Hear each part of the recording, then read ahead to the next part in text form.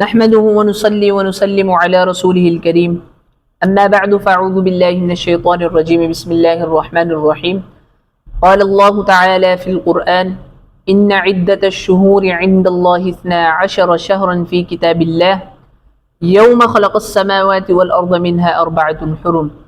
آج ہم بات کریں گے اسلامی سال کے پہلے مہینے محرم الحرام، اس کی عظمت اور فضیلت کے حوالے سے۔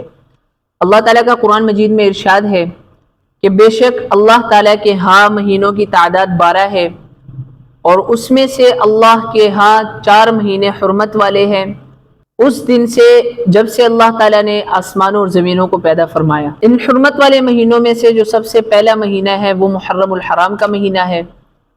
یہ مہینہ عظمت، فضیلت اور برکتوں سے بھرا ہوا ہے۔ محرم کی خصوصیات: نمبر 1، محرم کا مہینہ اللہ کا مہینہ ہے۔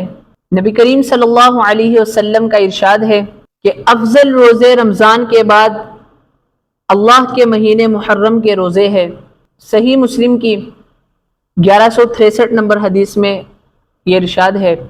نمبر 2، یوم عاشورہ کے روزے کی آقا علیہ الصلوۃ والسلام نے خاص تاکید فرمائی ہے، اور آقا علیہ الصلوۃ والسلام نے فرمایا کہ میں امید کرتا ہوں کہ اللہ تعالیٰ اس کے سبب سے پچھلے تمام گناہوں کو معاف فرما دیں گے۔ یوم عاشورہ کا جو دن ہے یہ اتنے عظمت اور فضیلت والا ہے۔ نمبر 3، تاریخی واقعات۔ 10 محرم کو کئی واقعات پیش آئے۔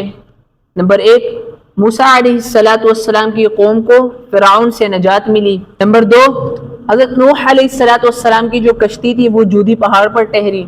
نمبر 3، حضرت حسین رضی اللہ تعالی عنہ اور اہل بیت کا کربلا کے میدان میں صبر اور قربانی۔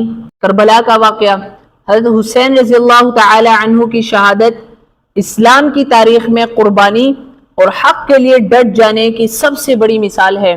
انہوں نے ظلم کے خلاف کلمہ حق کو بلند کیا اور اپنا خون دے کر اسلام کے اصولوں کو زندہ رکھا۔ ہمیں محرم الحرام کے مہینے سے کیا سبق ملتا ہے؟ محرم الحرام کے مہینے میں ہمیں کیا کرنا چاہیے؟ محرم الحرام کے مہینے میں ہمیں ذکر کرنا چاہیے، زیادہ سے زیادہ تلاوت قرآن کرنی چاہیے، زیادہ سے زیادہ قرآن کی تلاوت کرنی چاہیے، اور زیادہ سے زیادہ 9، 10 یا 10، 11 محرم کا روزہ رکھنا چاہیے۔ اہل بیت اور صحابہ کرام رضوان اللہ علیہم اجمعین کی محبتوں کو دل میں تازہ کرنا چاہیے۔ ظلم، نفرت اور فتنے سے بچنا چاہیے۔ امن، صبر اور حق کی پیروی کرنی چاہیے۔ اللہ تعالیٰ سے دعا ہے کہ اللہ تعالیٰ ہمیں بھی محرم الحرام کے اس بابرکت مہینے سے برکتیں حاصل کرنے کی توفیق نصیب فرمائے، اور حضرت حسین رضی اللہ تعالی عنہ کی سیرت سے سبق حاصل کرنے کی توفیق نصیب فرمائے۔ اللہ تعالیٰ ہمیں بھی صبر کرنے کی، حق پر ڈٹ جانے کی توفیق نصیب فرمائے۔ وآخر دعوانا ان الحمد للہ رب العالمین۔